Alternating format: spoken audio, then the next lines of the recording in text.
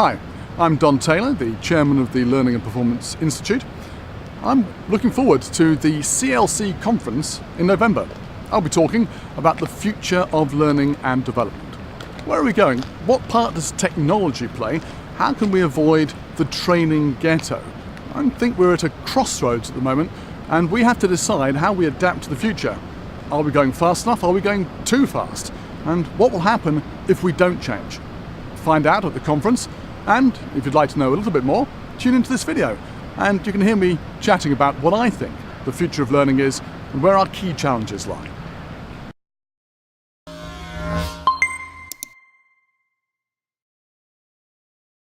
I think we're at a crossroads in learning and development, and we can continue as we are now, or we can change. If we change, there's great opportunity for us. If we continue as we are now, doing the same old thing, there's a severe risk that, not that we become extinct and we all got made redundant, but simply we become largely irrelevant. That's something I'd like us to avoid. Technology has altered everything. The business world moves faster than it ever has. We can no longer provide the services we used to when I started in this business back in the mid-80s in classroom training. And our models today, whether it's e-learning or classroom training based, tend to follow the same approach. Let's establish a course, put it out there, get people to do it, and let's have them learn just in case. That just in case capability building for individuals works fine at a certain level of speed of business, but it doesn't match generally what business needs today for most of its requirements.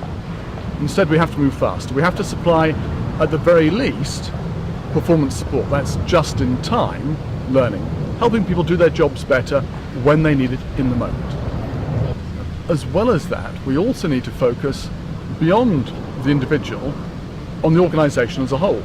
We need to explore just-in-case learning, capability building, not solely for the individual, but also for the organisation as a whole. We need to do what I'd call short-term talent management and also long-term human capital management, understanding where we need to be in 3 months' time and strategically in 3 years' time to have the skills and knowledge we need to deliver on the organisation's promises.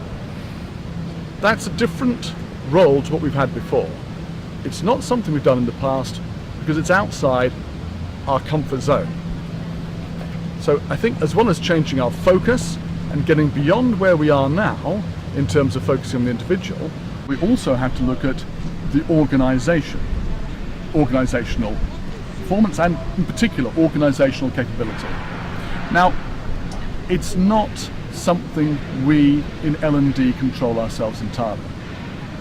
In fact, the idea of where we need to be in 3 months' time, where we need to be in 3 years' time, in terms of the skills and knowledge of the workforce, is very much a partnership. Partnership of understanding between executives and managers who understand the goals of the organisation and the L&D function who will help make it happen, help prepare the people to deliver against those goals.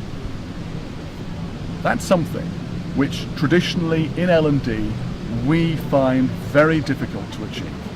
We find it uncomfortable to get out of where we're in sole control, the classroom or the e-learning production suite, and go and have business-led conversations with the rest of the business. And yet that's exactly what we need to do, because if we're not doing it, and here's where the crossroad comes, somebody else is. Things are too important these days. Skills are too much in demand by executives for us to simply sit back and run it according to our old schedule of monthly, yearly course production. We have to be responding faster and in collaboration with the rest of the business. That means that we need to shift our skill set, be far more part of the business. We need to get outside like we are here rather than being inside, sticking to what we've always done.